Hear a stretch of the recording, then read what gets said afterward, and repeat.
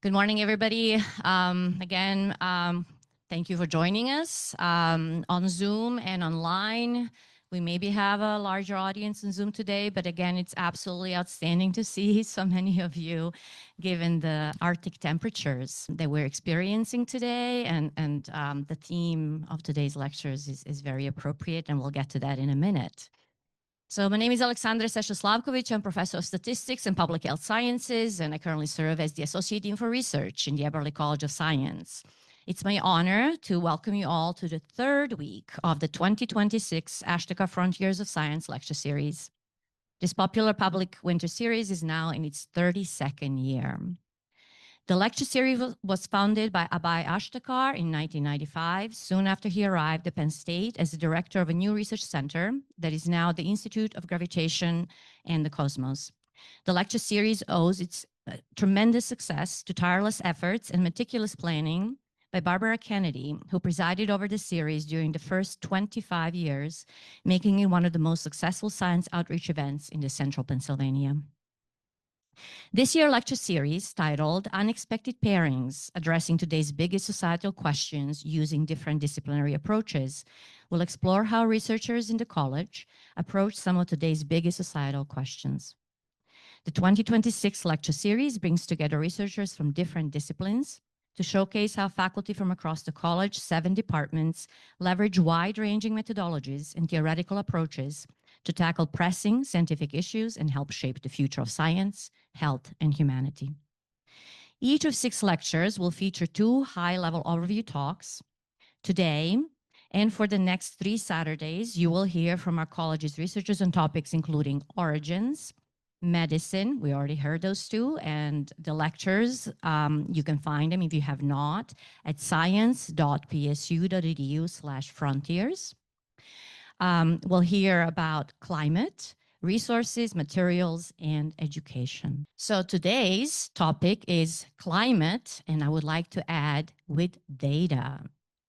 Today's first lecture topic, Forecasting Without Data, Rethinking Weather Observations for Disaster Response, is being presented by Helen. Helen is the Assistant Professor of Geography and Statistics. She's also a co-hire of the Institute of Computational Data Sciences at Penn State. Her research focuses on how we can better use products such as satellite rainfall to make better decisions. The second lecture topic, the role of mathematics in modeling and prediction in the era of AI, will be presented by John Harlim. John is a professor of mathematics, also co-hire of the Institute of Computational Data Sciences at Penn State. And I would like to point out that both of them are co-hires, if you didn't catch that, and this is very important for us. Penn State prides itself on amazing institutes that we have and interdisciplinary work that we do at Penn State, and many of our faculty in the College of Science are heavily involved across many institutes at Penn State. John's research covers a wide area in applied and computational mathematics with topics that are relevant to modeling and predictions of real-world problems arising in engineering and earth and climate sciences. Following the lectures for today, graduate students Harman Singh and Jessica Orris will lead a moderated question and answer session with Helen and John. I believe you already have index cards. For those of you who have joined us before, you can write your questions and we will collect them after each talk, but we will wait for questions at the very end after both talks are done. Without further ado, please join me in welcoming Helen. Thank you for the opportunity to be here. As Sasha said, I'm Dr. Helen Greatrex, and a lot of my work is in this world between geography, meteorology, and statistics. So the first challenge I want to talk about is that the regions most vulnerable to extreme weather tend to be the places where we don't have many weather records or much data about the weather.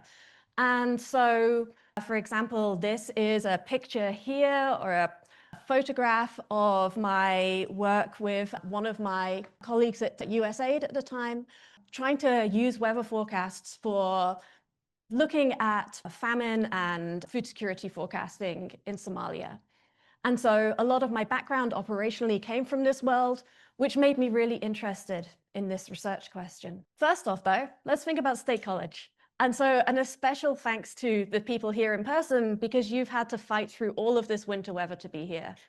And in fact, if you were wondering, this is a data set from the Penn State climatologist that you can go to. It's wonderful. This is how much snow fell yesterday in State College. We're looking at, the numbers are pretty small. We're looking at what, like a third or a third of an inch, something like that. And we have wonderful data sets like this. Well, we have wonderful maps like this from, firstly, a really large network of rain gauges and weather stations that spread across Pennsylvania, that spread across America. We have lots of them in State College.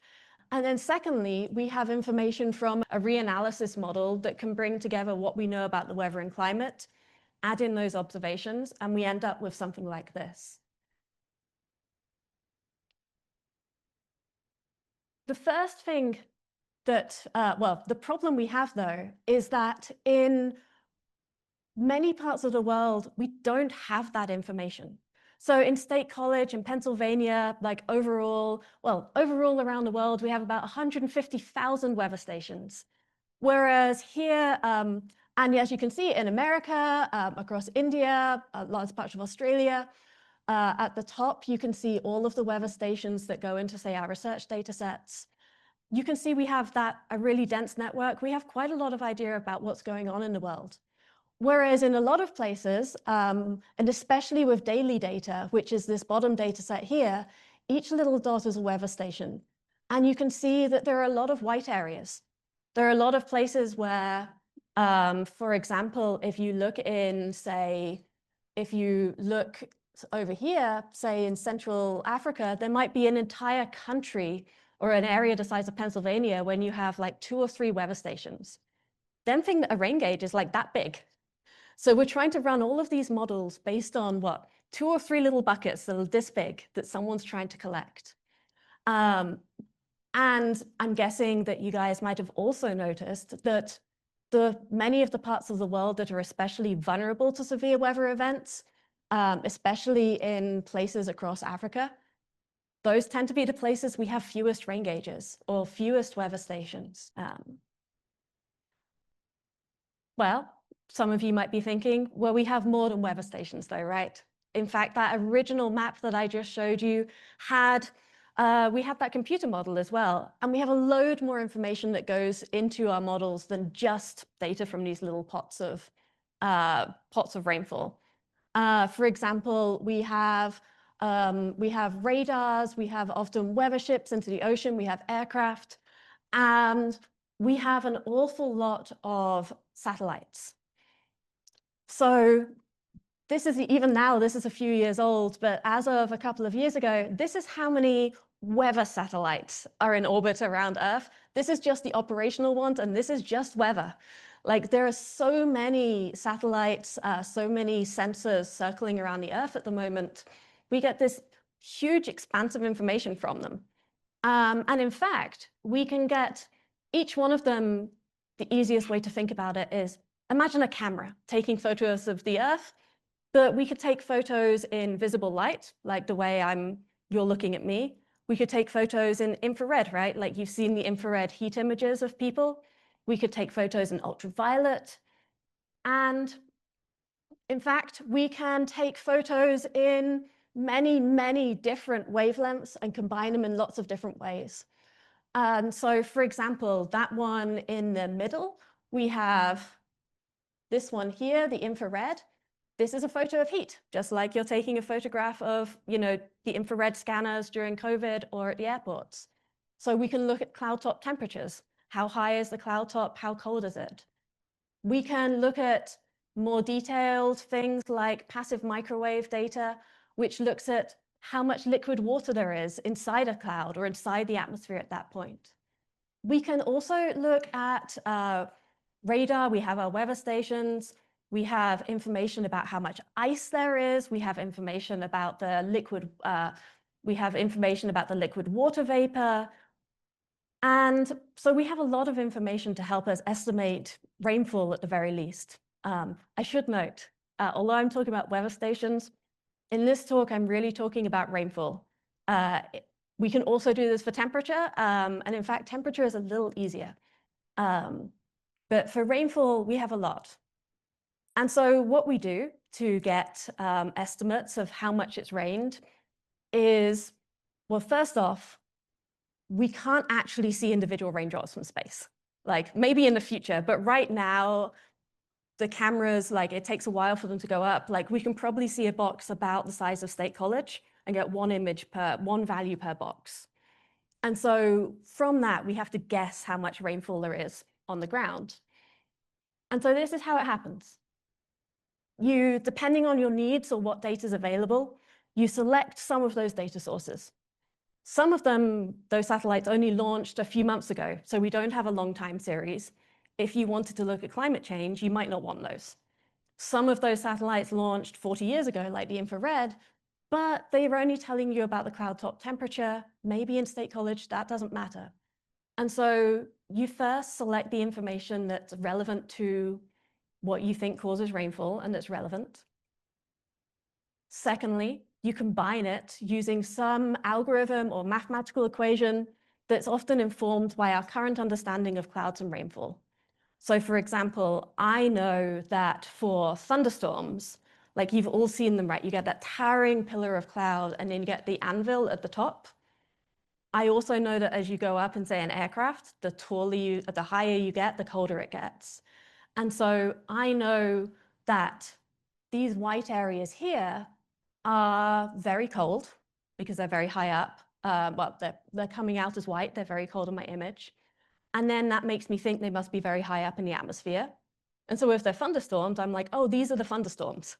Like, whereas the grayer cloud, maybe they're not thunderstorms. Maybe that's drizzle or just normal cloud. And so depending on whether you're looking at thunderstorms or drizzle or something else, we can try and combine these. And you end up with something like this, or something like that snow, the snow map we saw at State College. And so you can see this particular algorithm, TAMSAT, actually just includes the infrared, but there are many out there. And in fact, that leads us to a problem. There are a huge number of different ways we can do this, right? Like there were so many different types of data. I could take any combination. I could use my personal best estimate of what I think the rainfall is. Many different research groups around the world have different ideas of how to do this. And so I believe at the moment we are up to 40 different types of rainfall estimates. And all of them are going to be slightly different. Some might use those cloud top temperatures. Some might use the microwave to look at ice or something like that. All of them are estimates. We don't know necessarily which one is best. And that was basically the overriding question that I was faced in my professional career before I came here to Penn State. I worked a lot with humanitarian agencies or with the Red Cross. And the question was always, I have these 15 different data sources. Which one's best? Like, which one should I use? I have to make a decision tomorrow, and they all say different things. So if we have some rain gauge data, then it's not too bad. So for example, this is an old paper that I wrote at the beginning of my career with Ross Maidment, where we were looking to see different products. So this is GPCP, which is just this is a rain gauge-based product. RFE2, TAMSAT are satellites. ERA 40 and ERA interim are those reanalysis models like the State College Snow, so they're computer model outputs. And we were trying to see which one agreed most with this set of independent rain gauges that we had got from the Ugandan government. And so this map here is Uganda, Central Africa. And you can see the little gray squares are where we have a rain gauge. And so we took the different satellite estimates for each one of those little squares.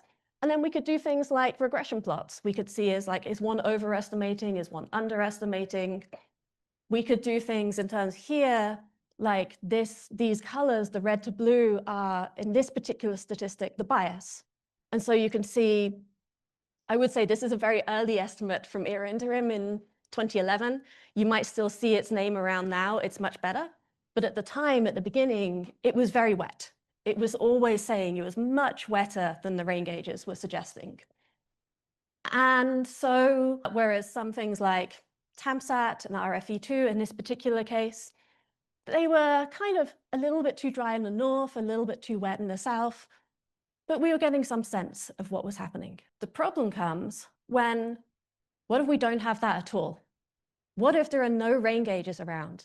Or they're so sparse that they're, if not useless, they're not very representative. And so think for a minute. If it's raining here in State College, or if it's raining, say, on top of this room, it's probably raining just outside the building, right? It's probably, we know that much. If it's raining here in State College, is it raining in Harrisburg? Like, maybe. If it's raining State College, is it raining in Las Vegas? It's like, I have no idea. The rain here in State College isn't going to help me know that. And so if you only have 1 or 2 rain gauges for an entire country, it's like saying taking a rain gauge based in Las Vegas and saying, is the satellite any good here at State College? So what do we do? Here you go. This is Ethiopia. This is one particular day. I think this was June 11th, 2015. And these are 5 different estimates of what the rain was on that day. Now imagine that you have to make a decision based on this. For example, in Ethiopia, in Somalia, in this area, during one of the big famines and the big droughts, the Red Cross had to decide whether they were going to help provide fodder for animals to eat, like grass and things like that. If they did, then the animals would survive. Like if there's a severe drought and they provide this, the animals are going to survive, people's livestock will be okay, people can probably get through. But if they do it, they're going to crash the market because they're going to push all of this extra stuff in. People sell this fodder and buy it. And so if you don't really need to, and you give everyone this fodder, the people growing the fodder for their livelihood are going to lose their livelihood. And so you only want to do it if it's really important. And so what they had to do is they have a load of maps like this, whether it's an individual day's rainfall or the average over everything, or it's the what's normal or what's a drought. They had all of these for different sources, no rain gauges to check what was what. And they have to decide, well, like this month, should we ship in the fodder? People are saying there's a problem.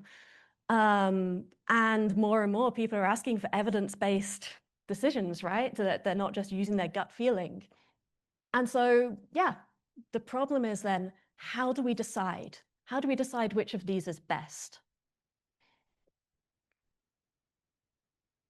This is kind of the space where my research group works, especially with like Harlim, who's here, my PhD student. It's, and what we say is, well, maybe actually we're asking the wrong question. Or maybe we don't need to be able to validate or work out to the exact millimeter which one is the best product. Maybe instead, we can start with like the question, why do you care? And work backwards from that, and then see if we can work out which ones are good enough for what you're looking at. So I want to talk about 2 case studies linked with that. The first is about insurance, particularly parametric drought insurance in Malawi. And if you're interested in the paper this is linked to, all of the papers are here on the slides, but I'm very happy to link people to any of the background. Okay, first, parametric insurance, or otherwise known as index insurance. This is what it is. Okay, so imagine you are living by a river and you're trying to get flood insurance for your house. And one way of doing flood insurance is that you insure based on the observed damage, right? A flood hits, the loss assessor comes to your house, you have an argument, you get a payout or you don't get a payout, depending on the damage and your negotiating skills. The problem is, if everyone in your entire area had the same experience, and you have one loss assessor, like it takes a master's degree to become this, it's going to take forever. Also, there's no incentive for you to protect your house. You're like, I guess, the insurance will pay me back. And in large parts of the world, with things like drought, it's even more complex.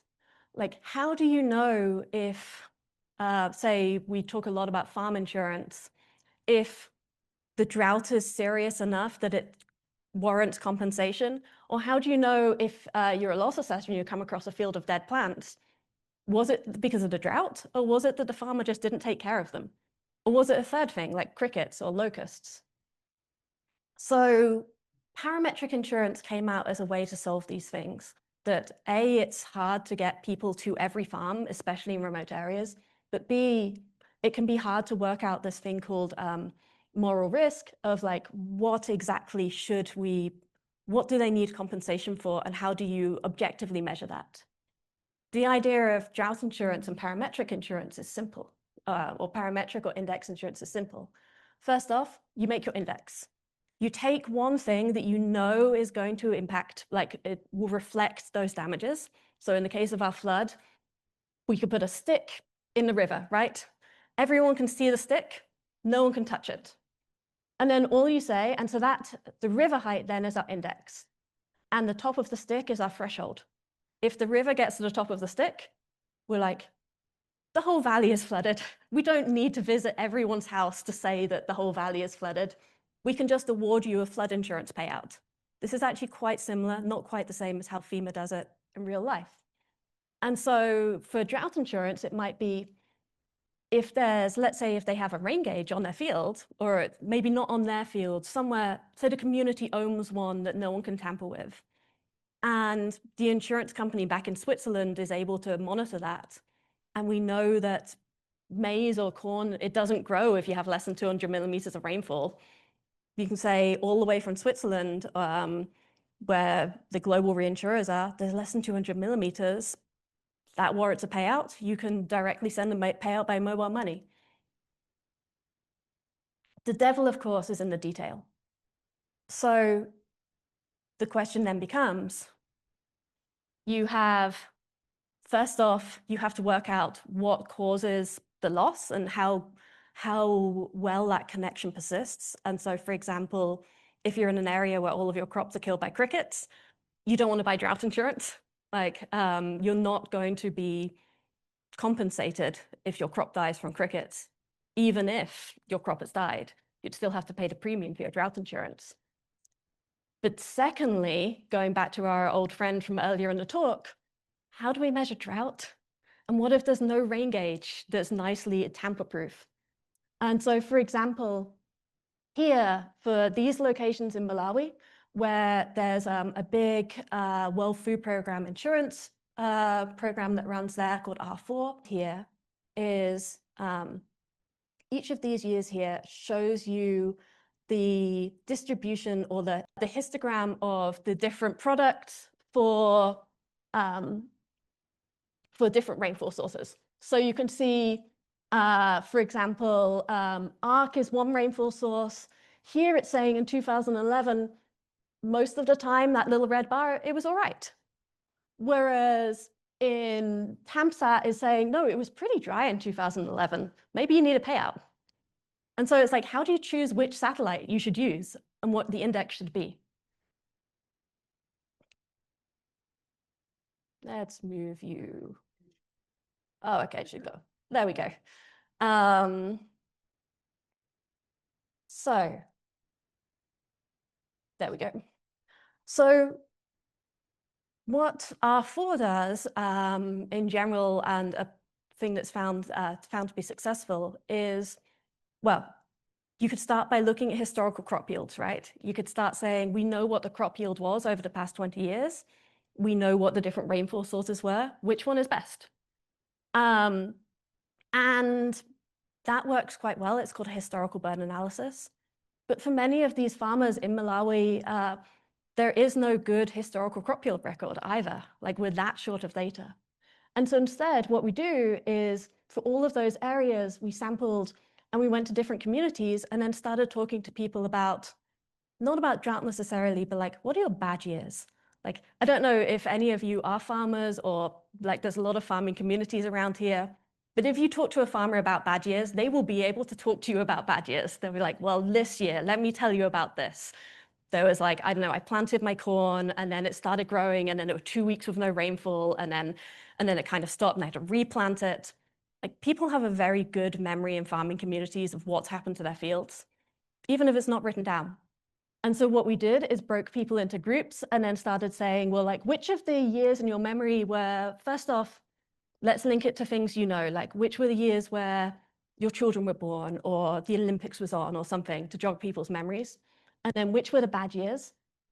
And then we combined that, and the community had a discussion about, was 1991 really a bad year, or did someone remember it wrong?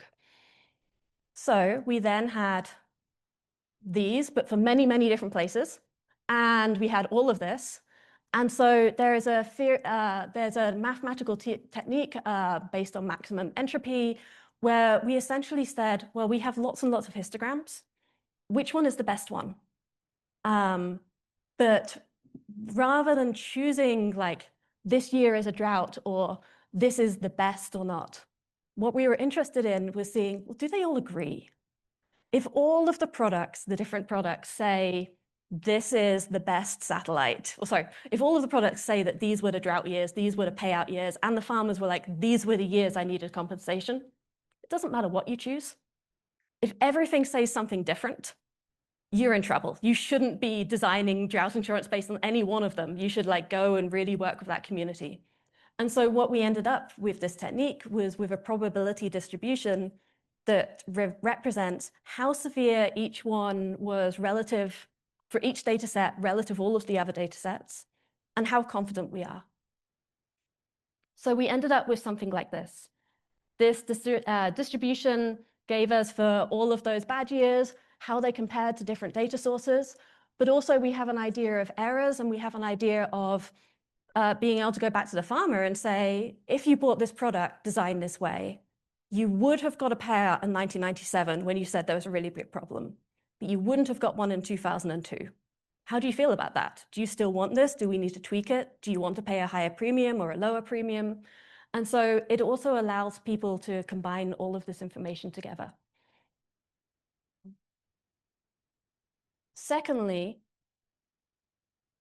one of the problems we have, say, in the humanitarian industry themselves, as another case study, is that the humanitarian industry might not have a nice, easy metric like this is the worst year or this is when I need to pay out. They're just like, I have a lot of complicated decisions, and like, how do I work on these? And so in that case, what we ended up doing was first, as social scientists, as geographers, we had to understand like, well, what is the metric? Like, what is the question that you need?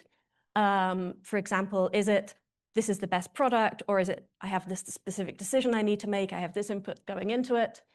And so the first thing we ended up doing was having very long interviews with about 30 or 40 humanitarian experts across Somalia. And this was all funded by the global reinsurer XRXL.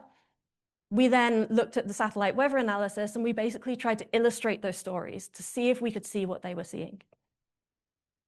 And we put these together into like every time they mentioned a particular year or a particular event or a particular location, we ended up making this huge spreadsheet, like going through all of those interviews of like, what years were they talking about as being about those years, and how does that relate to rainfall?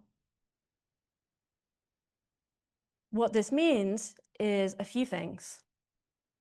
First off, it allowed us to talk about maybe which satellite is best for them. And so you can see here, each one of these are two satellite products, CHIRPS and TAMSAT. Going across here at the bottom is the month of the month of the year, so January to December, and going up is the year itself. So I'm saying here, this point is what, 1983, 1984, mid-December 1984 for CHIRPS, there was about 1 millimeter of rain. But if you look at the same spot for TAMSAT, they said there was about 5 millimeters of rain. And so we could use the narrative to compare and contrast. So they said spring start dates tend to be variable, October often floods. You can see here, TAMSAT, the start date of the fall rains is pretty static, whereas up here you see this variability and some of these flood events. We can zoom in further and look at individual things, and we can repeat that for all the events. And what we find is that in this particular case, for that particular location, CHIRPS just did a better job. Like out of those two products, CHIRPS just captured everything that people were saying, whereas TAMSAT didn't. So the way forwards. So in this example, wherever we looked, chirps appeared to best capture the stories and farmer leaders, but this was pretty subjective and time consuming. We thought that we were going to be able to solve everything, and instead just working out what they wanted was the problem. And so we realize now with things like generative AI or machine learning of text, we might be able to more systematically pull out some of those things from all of those interviews and then say, well, given the question you have, which of these products is best able to answer those questions? So yeah, thank you for your time, and know that it is possible to check which weather estimate is best, even if you don't have on-the-ground data, because you all know stuff about your communities and about the weather. But if you start with why you need to use them, often it's a much easier decision. Thank you for your time.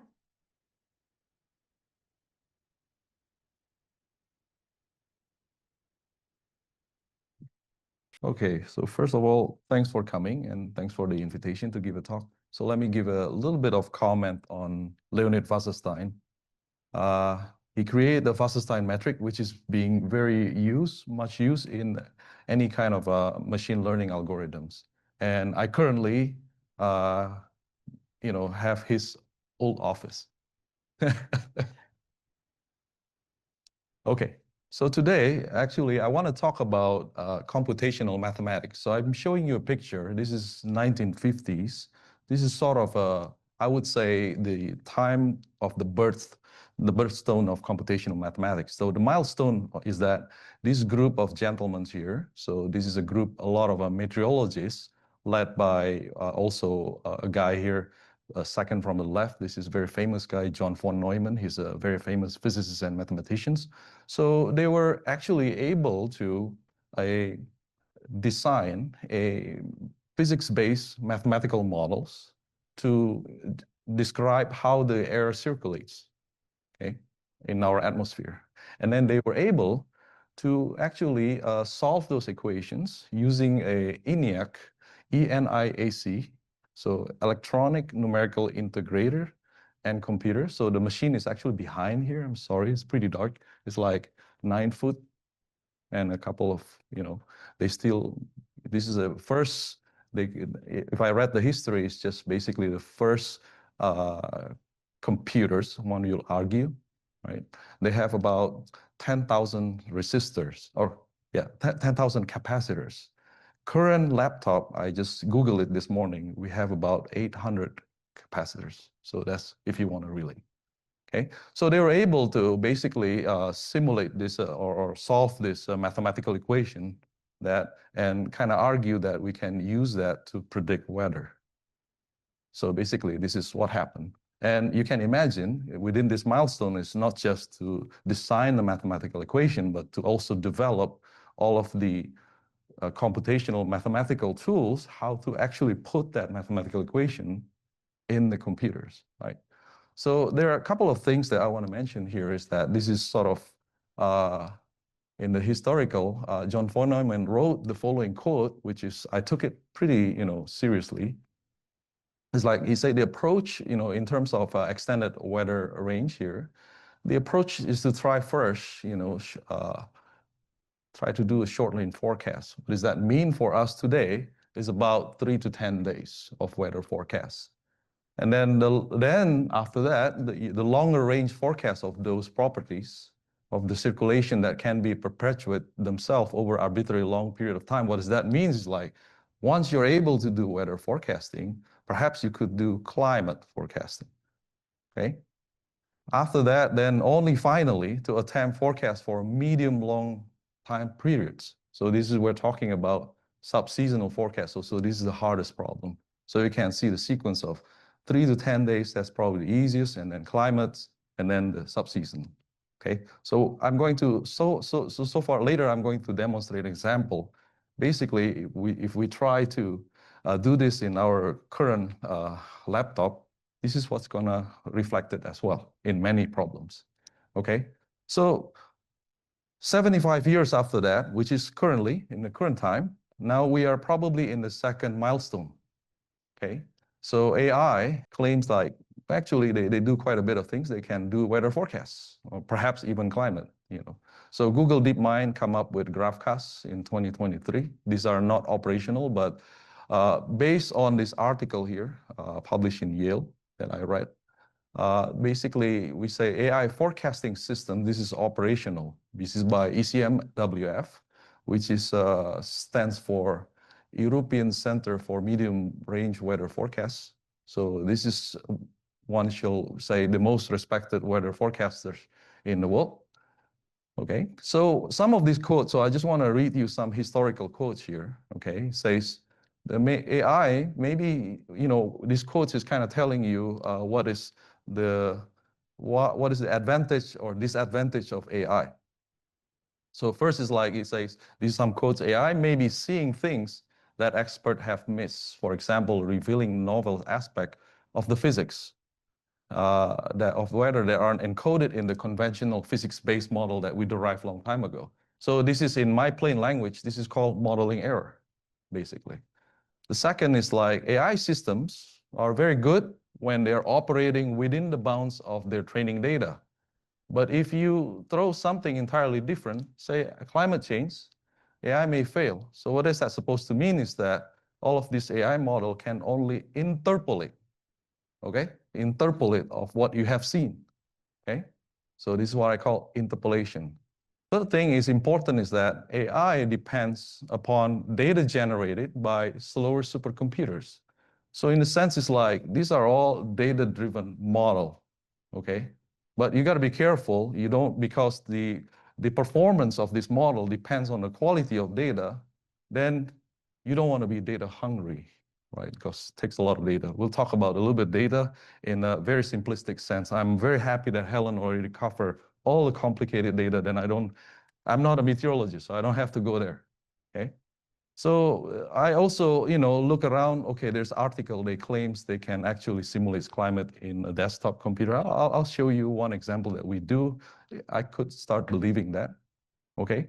Now, the other note that I want to say is the following, okay? The premise is always AI to deliver fast forecasting model, but under some caveat. It's like, the caveat is like, once the model is trained, somebody has to pay the bill to train the model, okay? Those are computational expense that nobody want to say, usually, right? Okay, so what kind of a data set that are actually being used to train all of these AI models? Okay, so all AI models usually train based on this so-called ERA5 data set. ERA5 stands for reanalysis data set, which is generation 5 data set created by this ECMWF people. So let's see. So this is what the data is about. So basically, what I'm showing you here, this is sort of like reconstruction of our wind field across like the mid-troposphere. So the left is like east-west component of the wind field. The right is like north-south component of the wind field. This is just two variables. So there are many other variables such as temperatures, humidity, and all kind of things. Okay, so basically this reconstruction is basically taking the following step. Took all of the satellite measurement or all kind of weather station measurement that was explained previously by Helen, right? You reconstruct them in the most physical ways to follow some physical equations. So this is a field that is called data assimilation. So this is a product of a data assimilations, okay? So I was involved in, I was actually, when I did my PhD, those are the objects that I was studying. For instance, in 2015 here, this is my past works. I was invited to write a, short chapter for this encyclopedia of applied math. And then in 2017, I also wrote a chapter. This is model error in data assimilation. So I sort of realized all of the problem coming from our, incapability to understand the model. Okay, so that's, now let me go back to the ERA5 data here, right? So in the next slides, what I'm going to show you is the following.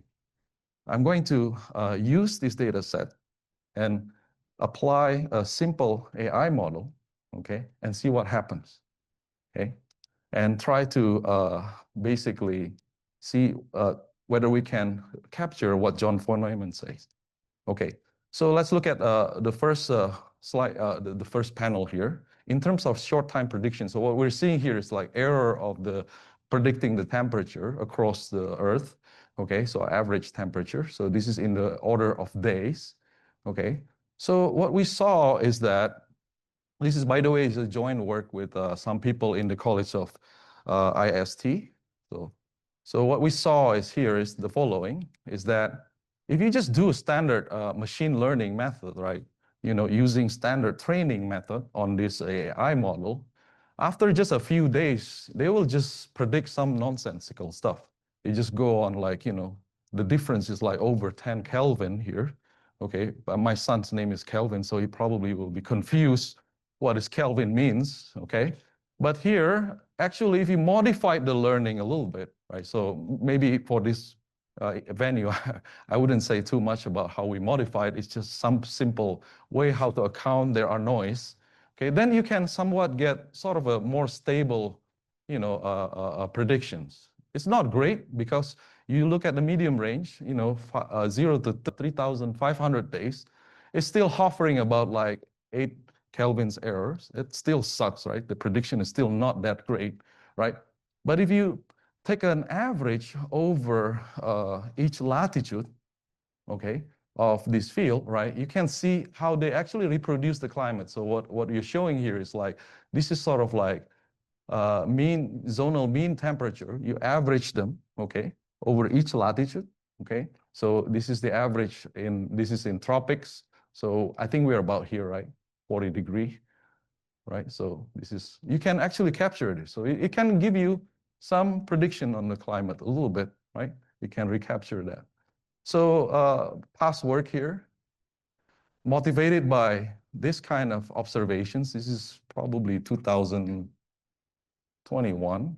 So basically, mathematically, it raised the following question. It's like, when you construct a mathematical model to do the predictions, what is the mathematical condition you can reconstruct climatological statistics? Why do I want to study that? Because once you understand that, then you understand how to design a model, okay, that allow you to say, how much data do you need in order to reconstruct this? What is the model type? What is the model class? What is the model parameters that allow you to reconstruct the climatological statistics? So these are, we are able to do that, for a class of, mathematical model, not generally weather model, because it's just too hard. There's a lot of open problem on this, okay? So now, having said all of this very high, complicated application with AI, let me walk you through a simple problem. What is actually the basic task here that we are talking about?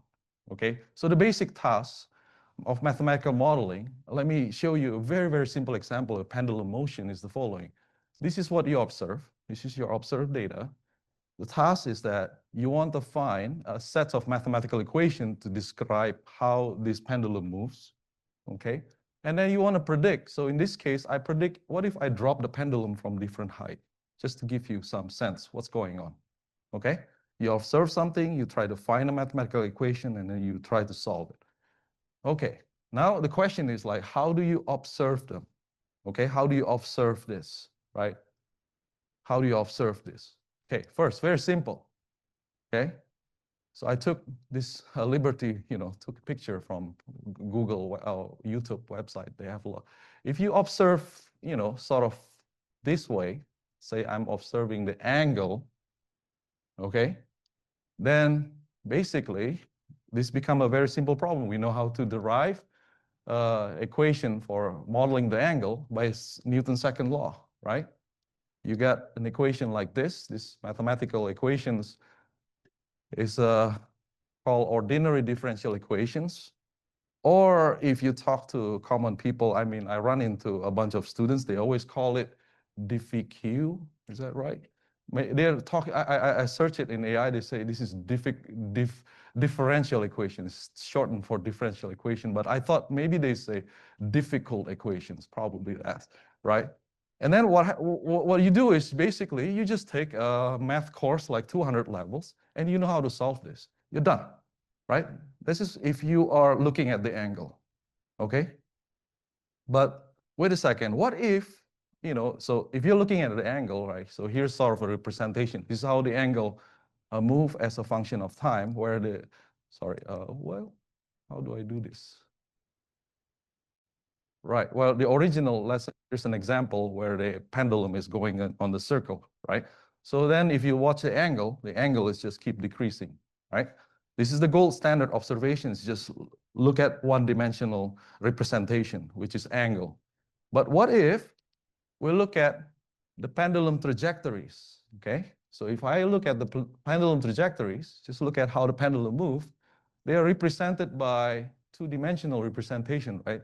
The X and the Y, right? So each point is represented 2D now, right? And then where they move, this circle, this is an example of what we call in mathematics a manifold, okay? So what I want to say is the following. So in this slide, I want to say, you see in the previous slide, I tell you about, if you actually look at angle, you can write the math equation in one dimension. Now, if you look at two-dimensional representation, you will try to find this mathematical equation. Of course, for this toy model, we can do that. It's not very hard, right? But now the task is the following. Let's see how AI works on finding this mathematical equation that describe this motion of this pendulum if we get the observation is two-dimension rather than an angle. Let me make the problem even a little bit slightly complicated, just very slightly. I'm going to distort this circle, just distort it a little bit, okay? So what you'll see is like an experiment where actually this motion is going to move on this distorted circle, right? So the task is the same. I'm going to compare several AI methods to predict the trajectories going to be on this manifold, going to evolve on this manifold. So I'm going to compare three methods, okay? So these are the two methods here. They're well cited. Something called, this is an AI method, neural ODE, which you can think it's a method that doesn't care there is a manifold. It just doesn't care there is a geometry. You just dump it like a black box. It will give you a prediction. Let's see how it does. The second method is called latent dynamics network. Okay, this is published in Nature Communication. It's somewhat here there is a manifold, but they don't use mathematics. They still use a black box to model that manifold. And then our work here, which we published in this conference last year. So we basically take care of this very carefully. We try to leverage the idea that actually this data lie on a manifold, and we carefully construct a numerical method how to do this. So let me show you, okay? So here's a bland vanilla AI method, okay, without understanding manifold. So what you see here is like prediction of the X and the Y, so two coordinate. In beginning time, it's fine. Like it's working in the short time prediction is looking great. But you can see now slightly they are deviating for a long time prediction, right? So this is also what John von Neumann talked about a long time ago, right? Short prediction is easy. Intermediate prediction or long prediction, this is hard. So you see how bad this is. This is just two-dimensional problem. Very, very simple. Okay? So here's another method. Here, this is the LDNet that we are talking about. They try to estimate this intrinsic geometry, but they just also use a black box neural networks type architecture to do that. And they also, not doing so well. You see the prediction is just bad, whereas our method, right? Our method is the one on the left, right? If you take care of this problem very carefully, I think for a very, very long time prediction, you're going to get a very accurate estimate. Okay. So you can kind of see. Okay. So now let me go through this other type of observations. Okay. I am sure, at least in my lifetime as a kid, somebody had handed me these numbers, and asked me to just fill up by colors, right? I'm sure you've seen this, right? So now the point of me of showing this slide is the following. Suppose each of this pendulum, whatever, I'm going to record it as a picture. Okay? So you record as at a picture, and then digitally, you're recording these numbers, okay? At each time, you have a very high dimensional representation. Remember, right, previously it was angle, just one dimension, and then position has 2 dimensions. Now it's like, look, there's so many numbers to represent the same thing at the same time, right? Very high dimensional representation, okay? So in this case, this is what highlighting, right? Angle is 1D, 2 dimension, and this is as an image. So basically the number of, the dimension is just the number of pixels, and on each pixels, you just put a grayscale, whatever number you like. So why am I talking about this, right? Because recall in our previous talk, look at this. This is our observations, okay? I don't get to choose to see even the location of the pendulum or an angle for that problem, right? You see, all I saw is just pixels. Look, on every single pixels here, right? And each pixels, I even have a few numbers. This is representing, let's say, meridional wind. This is representing, at the same pixel, it's representing, zonal wind and even other variables, okay? So a lot of time in real type of observations, you don't get to see those low dimensional angle. What you see is very high dimensional representations, okay? So now you can imagine that given these representations, then one question is like, perhaps, can we find a low dimensional reduction, right? So that's sort of a question, right? In my understanding is like there's unknown low dimensional representation to represent these dynamics. So I understand that we are from Pennsylvania. Okay, a lot of you maybe have some attachment with Punxsutawney. What is that, groundhog? I'm sorry to say, I don't believe a groundhog, can tell you what's going on here, okay? I'm sorry, okay? Okay, so to my best knowledge, this is what can be done. It's like, a lot of papers I saw, it's like, you just project, all this high dimensional data set into a low dimensional representation, and then you saw something like El Nino. You saw something they call North Atlantic, like oscillation, but you cannot predict them. You just can see, oh, that's what that is. This is all I understand. Okay, so for the weather, this is the type of problem. So now I'm going to sort of end the talk with like a couple of slides on the positive note, okay? So let me talk about totally different problem. So this is an engineering application, okay? Basically, the goal here is that you want to, avoid this so-called flutter due to interaction being exerted by fluid flow, okay? How this elastic material, like being exerted by a fluid flow.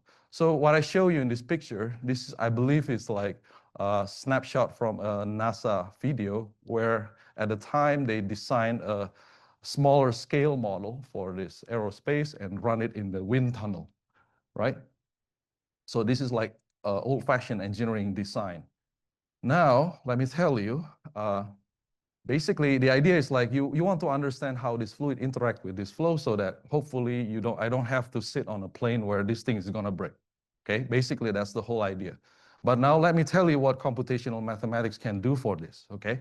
So what we're going to do, instead of doing this on a wind tunnel, we're gonna simulate this computationally, okay? So we're gonna take cross-section of that wing, right? So you can imagine those moving object here is like mimicking the flutter behavior on certain angle.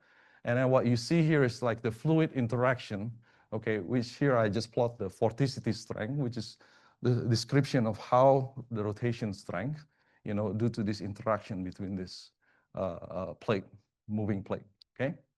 So here's, again, another example where, if you look at this as a picture, I have like about, a very high dimensional representation. Each pixel is denoting this vorticity strength, right? Look, it's about 179,000 dimension, okay?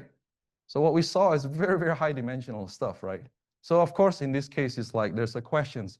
Can we represent this dynamics with a low dimensional representation? So in this particular problem, the answer is yes, okay? So here we could use a manifold learning algorithm And then you can actually describe the whole dynamics in a very, very low dimensional representation, which is quite awesome for this case. So since I came to Penn State, I've been working a lot on manifold learning. So this is my first paper on that. And this is the latest paper on that. And the last paper, let me say, basically what we're trying to do here is like try to connect the manifold learning and generalize it to do calculus. So this paper is actually allow you to do calculus if you understand calculus, right? Usually they taught you how to do calculus on a flat domain. So you have a function on a flat domain. How do you take derivative? How do you take integral on a flat domain, right? So what I'm trying to do here is basically in this paper, we develop a numerical formulation on how to do this calculus on unknown non-flat domain, okay? The domain is unknown. They just characterized by data point, okay? So this domain might have some curvature and so on, okay? So those are a little bit advertisement of what I did, you know, for computational mathematics. So now let's go back to this problem, right? Okay, you can learn the manifold. So what? Can you predict? All right? So let me show you a latest result that I have. I think this is very close to my last slide. So in this case, this is a very busy slide here. So I want you to, basically the problem is the following. I use those to train my model, okay? And then to make a prediction, I say, okay, I'm gonna predict what happened to this flow if I change the angle on how it fluttered. I just change the angle of how it, can I predict that? Okay, we want to understand that. So when I run this video, what you're gonna see is like, here's how the true. There are three different methods we're comparing. So our method that I will say is the left one, okay? So the middle one is like you're doing AI method without understanding the geometry. So the middle one, you expect it to fail. The right-hand side is that I'm taking a state-of-art method, okay, a state-of-art computational method that is designed to work for this type of problem that has a low-dimensional manifold. So we want to compare whether the method that we design in our lab could actually be at least as good as a method that's specially designed for that, right? When I run this, you'll see these three panels should be, you know, simulated, should be very close to that. This is just the error. And you can look at also the average error in time, okay? You can see that. As I promise you, if you do AI without thinking, without the geometry, it fails miserably, right? So our method is very, very, you know, close to the state-of-art method. So I won't comment on that anymore, okay? And by the way, this state-of-art method is published in a very prestigious journal in applied mathematics called Computational Pure and Applied Mathematics, just for you to know. So we're talking about, we're comparing with those caliber of method. Okay, so let me close the talk. Here's the take-home message for you. So AI brings opportunity to develop a lot of modern computational mathematical tools to improve modeling and prediction of nature. So for this, I just show you a couple of examples. There is another set of works where I actually collaborate with people in electrical engineering. We're trying to model power systems. So I don't have time to discuss that here. So some issues to consider, you know, to get a high fidelity forecast that I highlighted here is that you see the observations is not by your choice. It's usually very high dimensional observations. Okay, modeling error is always an issue. You want a model that is data driven but not data hungry, right? I haven't even touched noisy data. This is heavily under investigation right now. This is my work is dealing with noisy data. So you want to get efficient training algorithm, of course, and reliability or reliable computational method. So what I really mean by reliable method is like you want a numerical method where actually it's going to give you a reliable prediction, but then when you tweak a little bit of the parameter, you don't want this method to blow up. Okay, you want a stable model. Okay, whereas a lot of AI model, there's too many knobs to deal with. Okay, so what I found is like even I'm preparing a graduate course topic, right? I try to test this AI model. When I don't know how to tune it, it just never worked. But then somebody told me this is what you should do. I'm like, oh, there's so many parameters to deal with. So that's what we're trying to avoid here, okay? And then the other subject that I haven't touched is actually uncertainty quantification. So if you're interested in my work, so you can just, look at that website. And let me end the talk that way. Okay, to start, I would like to welcome Helen back up here for questions as well. Thank you both for such great talks. They're very interesting. I'm gonna ask, oh, and thank you for everyone for coming out today for this. I wanna start with asking you guys some questions. I'm sure you guys all have some questions. I know I do. So to start, for just a general question for both of you guys, how has working across disciplines like math, statistics, climate, meteorology, improved the way you approach problems in your own field? Hi, thank you for the question. I think my work has been pretty interdisciplinary from the beginning of my career. And that's because the real world is interdisciplinary. Like all of these challenges you're facing, that you can't just say, I'm approaching this as a chemist or as a social scientist or something like that. You have to approach the situation as you find it. And so I think being able to work with lots of different groups, learn lots of different skills, has made me able and more excited about being able to work in real world scenarios that like actually impact people rather than, I guess, toy questions within. Well, it's important to be able to take stuff into your own discipline, but to be able to then communicate it back out is really important. I have.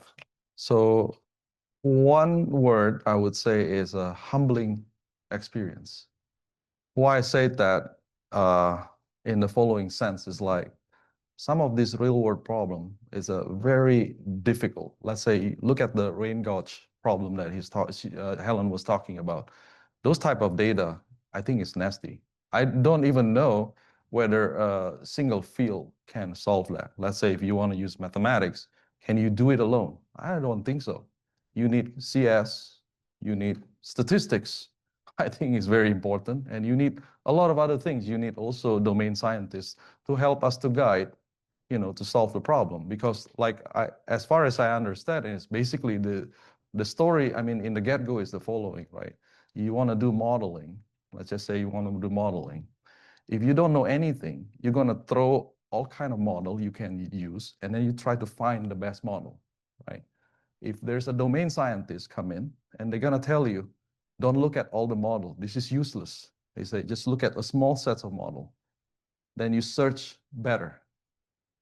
So in that sense, I would say, it's very, a good exercise to actually talk across and understand what's the needs of mathematics, how we can, before we can actually contribute. Thank you for those answers. And then on to your guys' questions. For Professor Hanlon, you mentioned PCA in passing. What is the role in dimensional reduction, and what does AI add to PCA? The model will eventually fail, right? Okay. So PCA stands for Principal Component Analysis. So basically, let me put it this way for the general audience. What PCA does is the following. Let's say you have a data set. Like I show you a data set lie on a circle or on one-dimensional set, but sometimes it doesn't lie on such a nice object. It could lie on very nasty object, maybe looking like a monkey surface or rabbit, right? So what PCA does is that it does not care what the manifold look like. It's just going to fit ellipsoid. Okay? Either it looks like a distorted stuff. It just basically say, I don't care if it looks like this. I'm going to fit an ellipsoid. That's what PCA does, actually. Okay? So now this manifold learning, this nonlinear manifold learning that I'm talking about, actually give you more. It gives you extra stuff. It can explore all of those complicated features. So that's why I'm more or less, more attached into that. So what to the questions, I would say, yeah, if you're stuck with the PCA, then I understand PCA can be useful for certain things, but they have their limitations. So at this point, I think we're in I would rather, that's why I also invested a lot of my time into nonlinear manifold learning. So PCA can be classified as linear manifold learning. I hope that answered the question, but I'm not sure. Thank you. And then to Helen, how much does it normally cost to add a weather station? Why don't they just put more weather stations in areas that don't have many?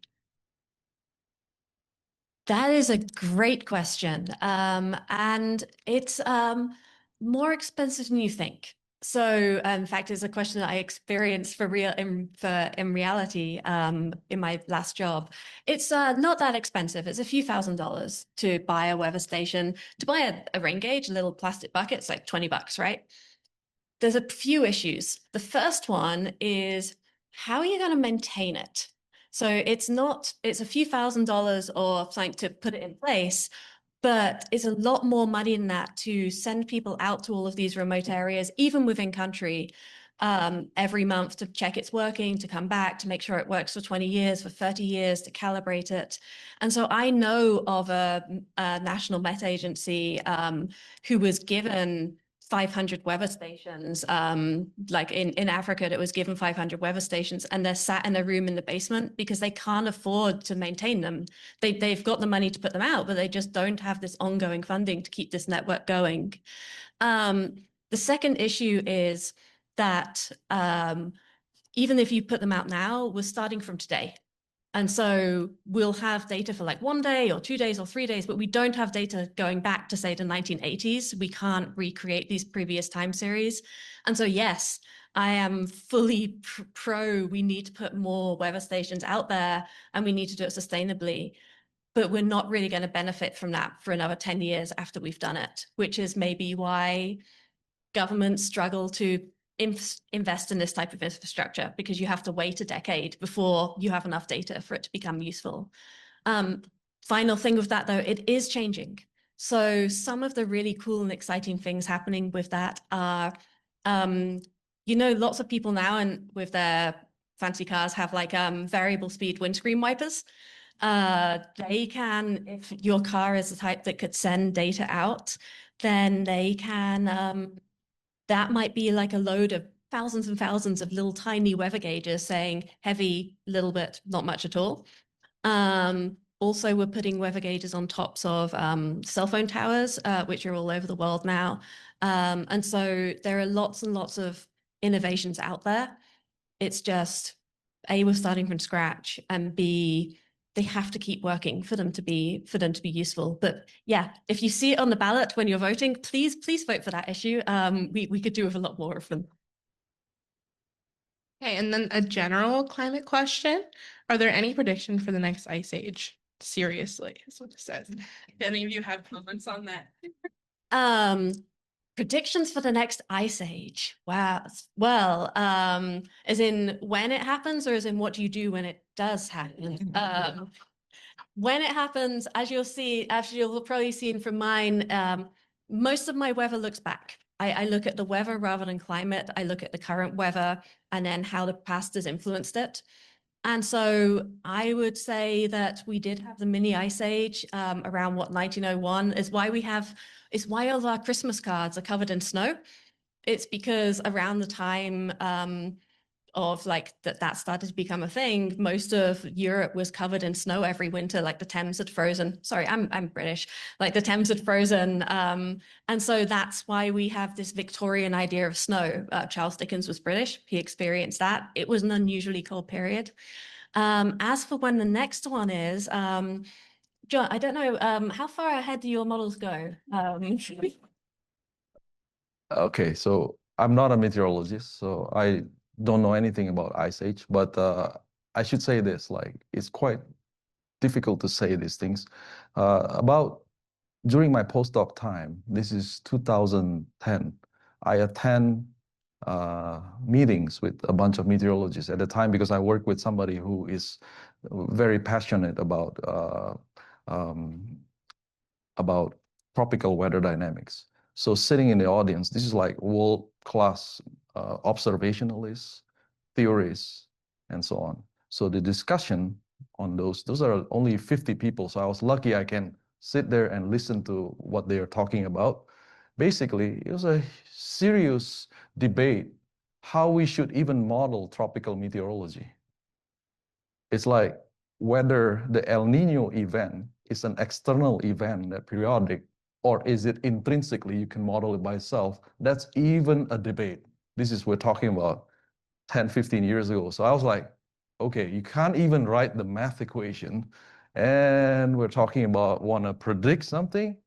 We are still probably go back, maybe we're still a little bit, premature in my opinion to say something about that. And actually, I just wanted to add one final thing, Ash, that after listening to John's comments and thinking about mine as well, I think the question about the Ice Age is an interesting one, because there are some things that we can model really well. Like I talk a lot about rainfall because rainfall is hard. The whole thing of like, even here in State College, every day, the way it rains is slightly different, right? The structure of the clouds and things like that. Other things like the average temperature across the globe is actually a pretty easy one. Well, relatively easy, because we know what carbon dioxide does to individual molecules of CO2, and that physical model works really well. And so I think in terms of saying, in general, the planet is, in general, the average temperature of the planet is getting warmer is something that we can say with, hello, there we go, with quite a lot of certainty. But in general, but then saying whether in a specific small area you're going to suddenly, I don't know, for example, what the day after the tomorrow scenario, the thermohaline circulation finally snaps, turns off, and causes like an ice age over the northern world.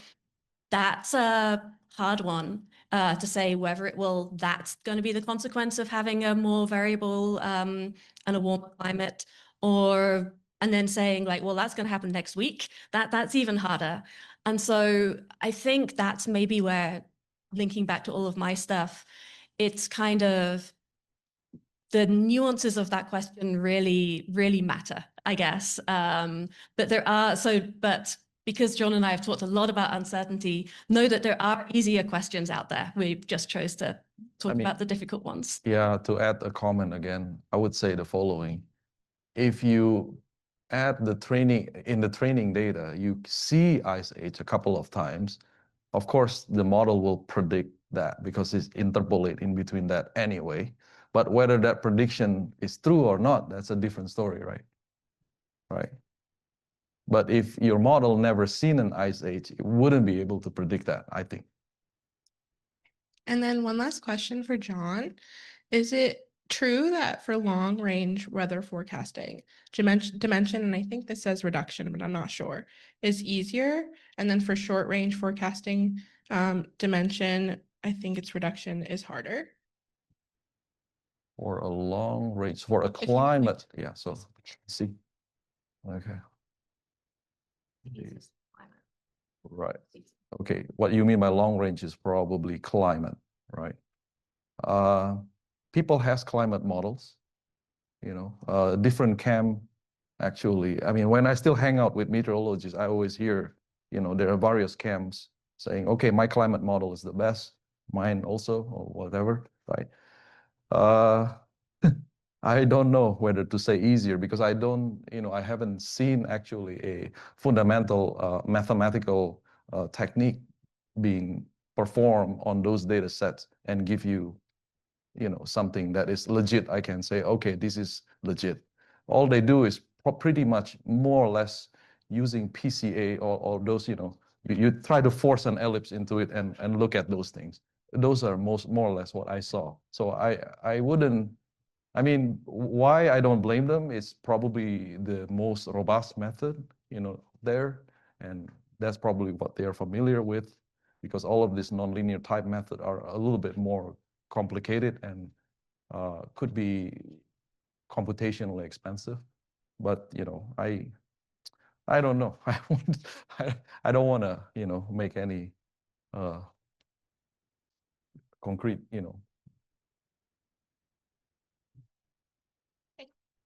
Thank you. That was all the questions we had.